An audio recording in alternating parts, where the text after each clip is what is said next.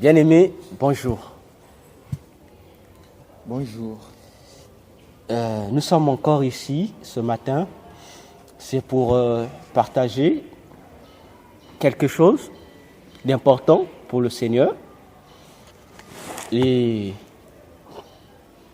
nous prions que Dieu soit avec nous. Et bien-aimé, je veux te demander encore de prier pour recommander encore ce moment au Seigneur. Prions au nom puissant de notre Seigneur Jésus-Christ.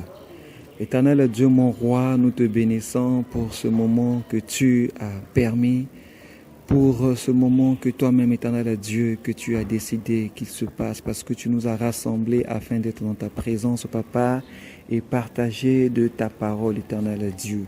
Que seul ton esprit soit présent, Père de gloire, et que tous ceux qui ne confessent pas ta volonté, Père de gloire, soient ôtés, Papa, de ces lieux, de nos cœurs, aussi, éternel Dieu, mon roi, de notre intelligence, au nom puissant de Jésus-Christ.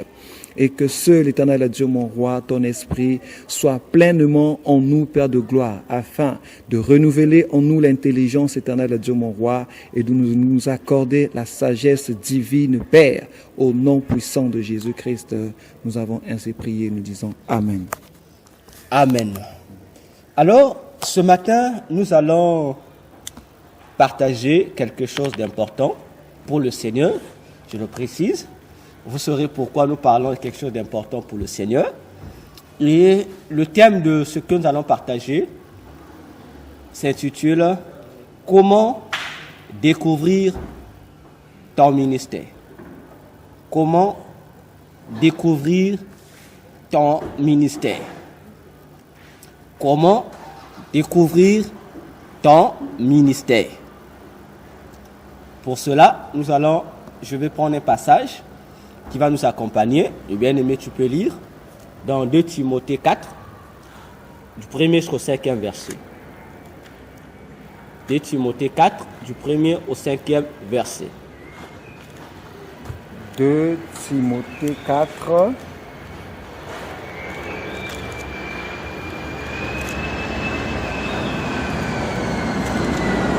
Du 1er.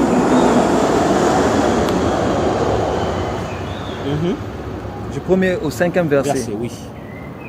Je t'en jure devant Dieu et devant Jésus-Christ, qui doit juger les vivants et les morts, et au nom de son apparition et de son royaume.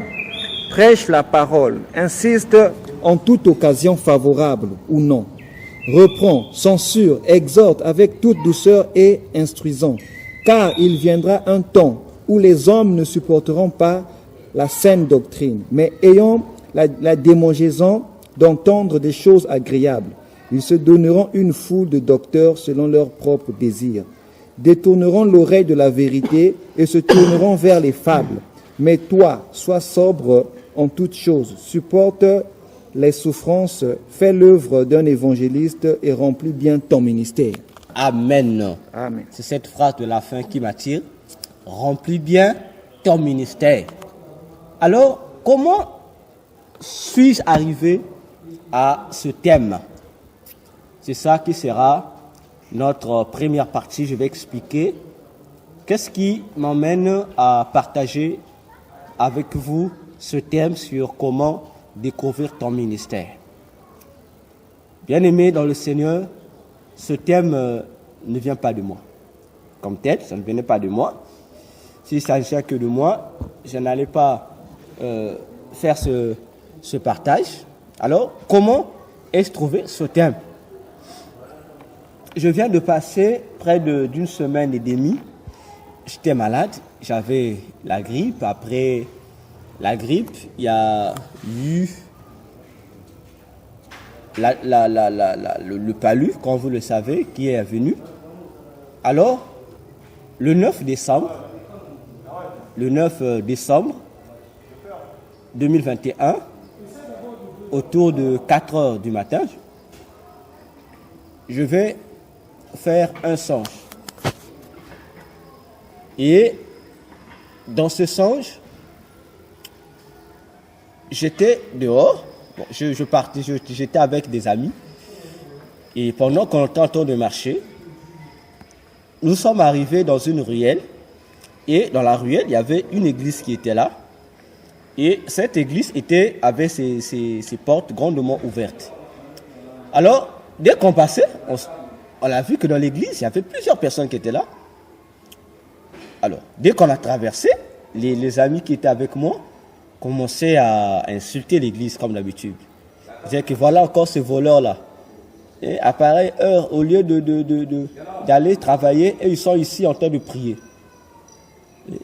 Et il y a l'un des amis qui dit oui, tu as raison, il est midi. Comment à pareille heure à midi pendant que les gens vont chercher du boulot, vu les galères qui sont dans le pays, et ils sont ici en train de prier.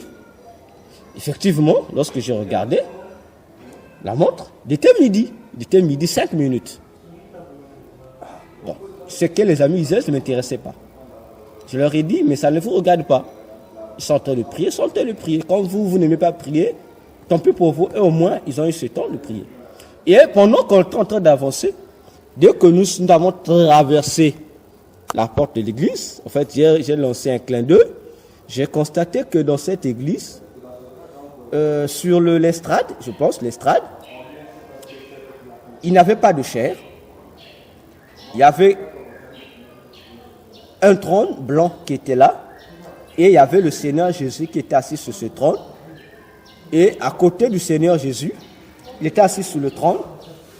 À sa gauche, il y avait un ange qui était debout, qui tenait quelque chose qu'on peut dire, je peux appeler ça, bon, je ne sais pas s'il faut appeler ça, un pot, un grand pot, je pense. Un pot qui avait la forme d'une coupe, la coupe qu'on remet aux joueurs là. C'est un vase qui avait cette forme-là, mais c'était en or. Mais c'était sous forme de pot. Je peux appeler ça un pot, quelque chose comme un jarre, quelque chose comme ça. Il tenait. Et lorsqu'il était à droite, avait entre les mains un livre. Un livre aussi qui était couvert avec la couleur dorée, qui tenait un livre comme ça.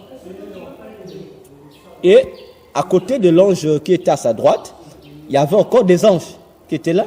Mais tous ces anges avaient des bâtons. Des bâtons blancs à la main. Tenaient le bâton blanc à la main et regardaient la foule des personnes qui étaient là. Dès que je suis passé, j'ai regardé. J'ai dit à ses amis qui étaient avec moi, j'ai dit non, revenez un peu. Il y a quelque chose d'étrange que j'ai vu là. Il y a des gens de cette église de Seigneur là. Ils m'ont dit, ah, ça te regarde, nous on est pressés. Et j'étais le seul qui a fait marche arrière. Je suis revenu et je me suis mis dehors, devant la porte de l'église. Je regardais et tout le monde avait les regards fixés. Et le Seigneur parlait, le Seigneur Jésus-Christ parlait. Moi j'étais dehors, il n'y avait pas de micro. Mais il parlait, sa voix sortait même au dehors. Et à un moment donné, pendant qu'il parlait, le Seigneur va m'appeler. Il dira, bienvenue, Véracité KTR. J'ai été surpris, puisque je revenais, je ne sais pas, mais faire un travail champêtre, j'étais vraiment sale. J'avais en fait, les gens là, ils étaient avec moi, parce que j'ai entré à la maison pour aller me nettoyer. Il me dit, bienvenue. Mais j'étais dehors, il dit bienvenue.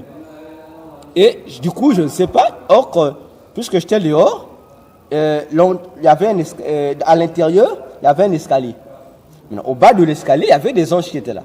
Et le Seigneur va dire aux anges qui étaient là, dit, prenez-le, amenez-le. Et je vais voir, il y a 2 anges qui vont monter, qui vont sortir, pour me prendre. Et pendant qu'ils me prenaient, j'ai dit à ces anges-là, je suis sale. Je ne peux pas rester au moins au milieu de gens comme ça. Vous voyez, j'ai transpiré, j'ai fait ce travail-là. Il faut que j'aille d'abord me nettoyer. Comme ça, je reviens. Et l'un des anges m'a dit, il dit, c'est pas la peine que tu vas te nettoyer. Il dit, tu reviens d'un travail. Il dit, il n'y a pas de problème, le Seigneur t'appelle, viens. Viens comme ça. Ok, j'ai dit, pas de souci. Je suis rentré et il n'y avait plus de place puisque la salle était pleine. Le Seigneur, l'ange va me dire, toi, tu ne vas pas te mettre ici, mais tu veux que tu ailles t'asseoir là, sur l'estrade, là où est le Seigneur. Je me suis gêné. Je me suis dit, je vais monter là-bas, les gens vont me regarder. Qu'est-ce que ces gens-là ne vont pas dire? Dans ma tête, je m'étais dit que c'était un séminaire. L'ange m'a dit, allons-y. Les anges m'ont escorté, je suis arrivé au niveau de de l'estrade, là où était le Seigneur. Je suis arrivé et le Seigneur a dit à l'ange qui tenait ce que j'appelais jarre, il dit, alors donne-lui ça. Je monte, l'ange qui était à gauche m'a remis le jarre. Et les anges qui sont venus m'accompagner sont allés prendre un bâton, parmi les anges qui tenaient le bâton, ils m'ont remis le bâton. Et le Seigneur me dit, regarde. Je dis, Seigneur, je dis, regarde, il a orienté son doigt de regarder. J'ai regardé, donc il y avait un écran qui était là. Un écran. Et sur l'écran, c'était écrit, on avait écrit, comment découvrir ton ministère. Et en bas, on a mis ce passage de 2 Timothée 4, du 1er au 5e verset. Et le Seigneur me dit, je suis en train de donner un cours. Suis le cours, toi aussi à ton tour, tu iras faire de même. J'ai regardé, le Seigneur a commencé à parler.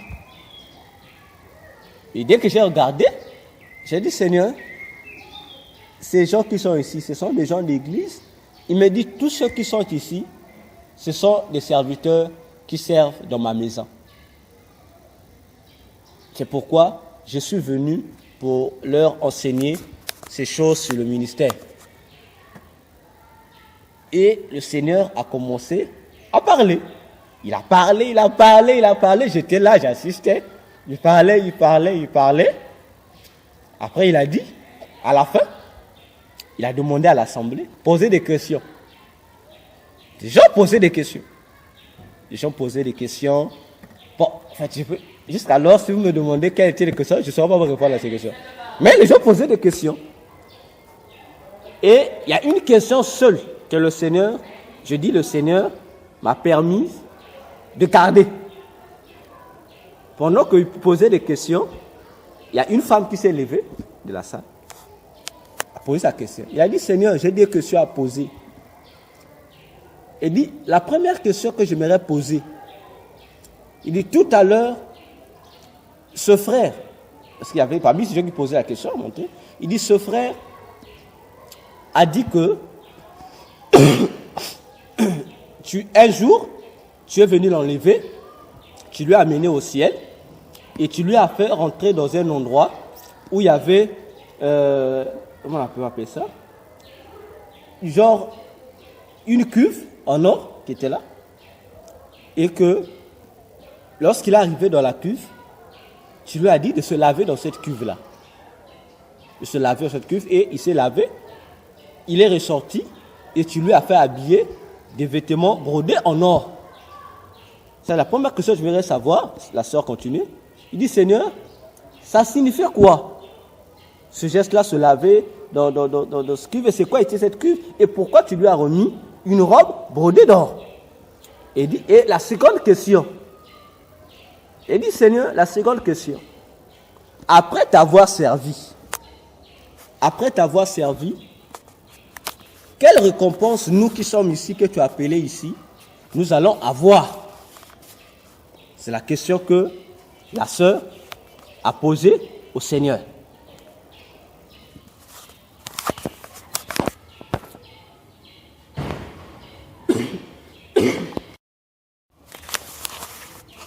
Alors, lorsque cette sœur-là a fini de poser les 2 questions, le Seigneur va sourire. Le Seigneur a souri. Le Seigneur lui a dit,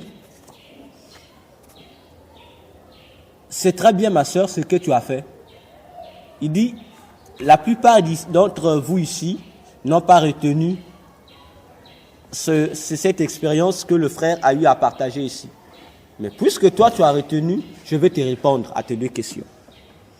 Et le Seigneur lui a dit ceci. Ce frère-là, je précise, dans la salle, il y avait des noirs qui étaient dans la salle et il y avait des blancs qui étaient dans la salle. Alors, le Seigneur lui dit, en répondant à sa première question, le Seigneur lui dit que ce frère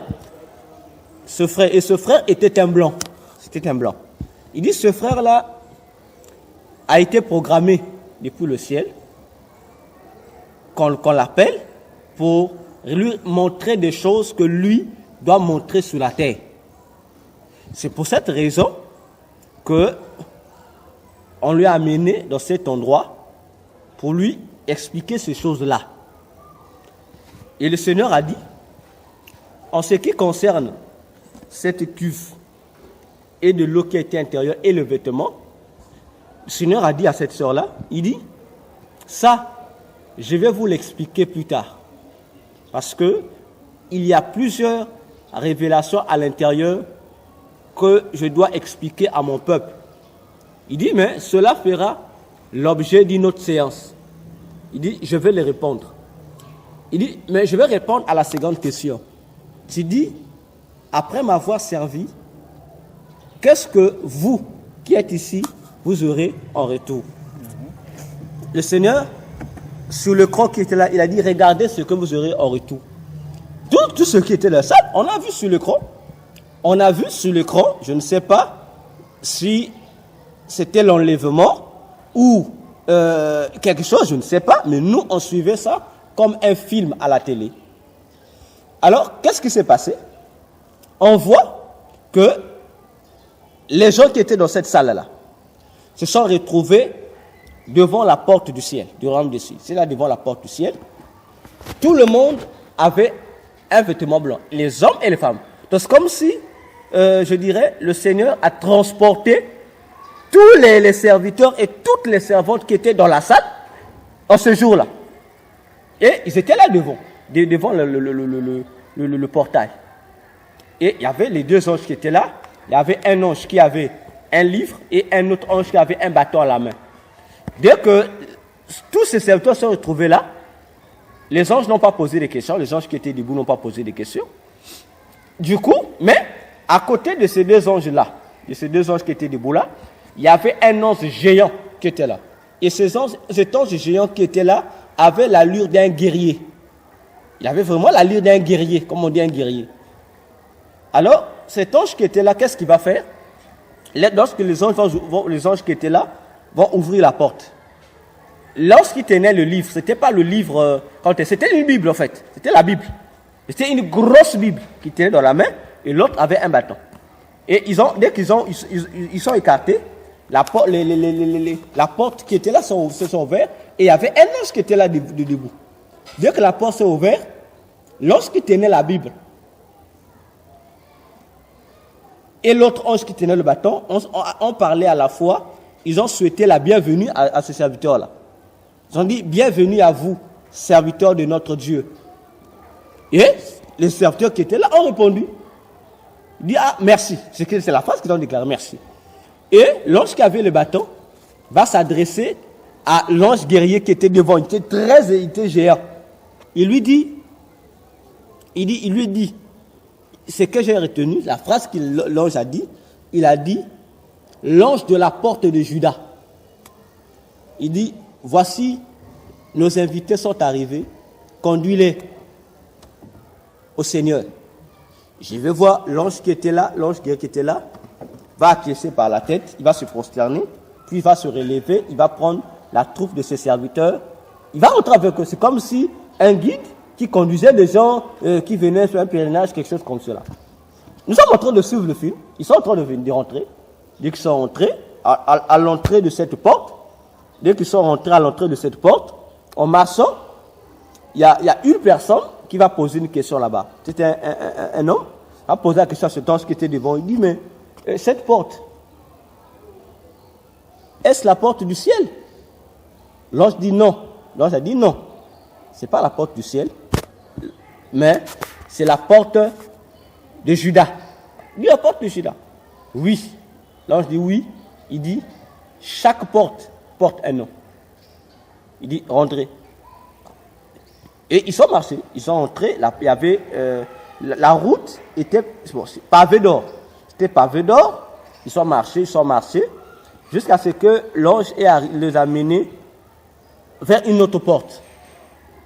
Une autre porte, mais qui n'avait pas la porte. Ce n'était pas une porte métallique comme telle, mais c'était une porte en forme de tente, de draps, quelque chose comme ça. Et l'ange est resté dehors, l'ange a dit rentrez. Dès qu'ils sont rentrés, dans cette porte-là. Le Seigneur était là debout, les attendait. Dès qu'ils sont arrivés, le Seigneur est venu et le Seigneur Jésus s'est multiplié. Donc, c'est dit, s'est multiplié selon le nombre de gens qui étaient là. Donc, il y a eu plusieurs Jésus qui sont multipliés d'après le nombre de chaque personne qui était là.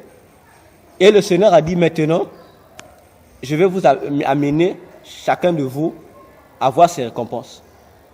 Et chaque Jésus prenait une personne et sortait avec lui. Dès ce qu'ils sont partis, et on les a amenés, chacun était amené dans une maison. Et devant la maison, ça portait son nom. Devant la maison, il y avait son nom qui était là. Devant, vous voyez le nom, c'est écrit rentrer. Chacun rentrait et je suivais. Et à la fin, dès que toutes ces personnes qui étaient là dans la salle ont vu leur maison et ce qu'on leur a montré, tous sortaient joyeux avec le même Jésus. Et le même Jésus leur a ramené dans la salle. Et dès que tout le monde est revenu dans cette salle, j'ai vu les autres Jésus rentrer dans l'autre Jésus. Puisque les Jésus qui se multipliaient étaient restés. Il n'y a que les nouveaux Jésus multipliés qui sont apparus, qui sont partis avec ce monde-là. Donc le Jésus qu'on a trouvé restait là. Et les autres Jésus sont venus, ils sont rentrés dans le Jésus qui restait là. Et Jésus va donc poser la question. Il dit, avez-vous vu ce qui vous attend? Et tout le monde était là joyeux, il était là, oh oui Seigneur. Et il y a des serviteurs qui n'ont pas voulu revenir. Il dit, Seigneur, nous on va rester ici vraiment, il faut qu'on aille habiter là-bas. Et ce Seigneur a dit non, ce n'est pas encore le temps. Vous devez encore rentrer pour faire votre mission. Alors, le Seigneur a mis pause lui-même. Lui-même a mis pause. On a vu une pause. Et le Seigneur va poser pause à ceux qui étaient dans la salle. Vous avez vu où étaient les récompenses qui vous attendent. Et toute la salle était dans la joie. A commencé à louer le Seigneur dans cette salle. A commencé à louer. Ils ont acclamé. Et c'est là où j'ai compris que c'était juste une visite que le Seigneur a voulu leur faire. Et le Seigneur a dit, bon, maintenant, nous devions passer dans la seconde séance où je vais répondre à la première question. Le Seigneur a dit, bon, ici, nous devions changer de salle. Alors, le Seigneur maintenant se retourne vers moi. Il me dit, as-tu suivi l'enseignement que j'ai dispensé? Il dit, toi aussi, il dit, fais de même à mes serviteurs pour qu'ils comprennent c'est quoi le ministère et ce à quoi je les attends.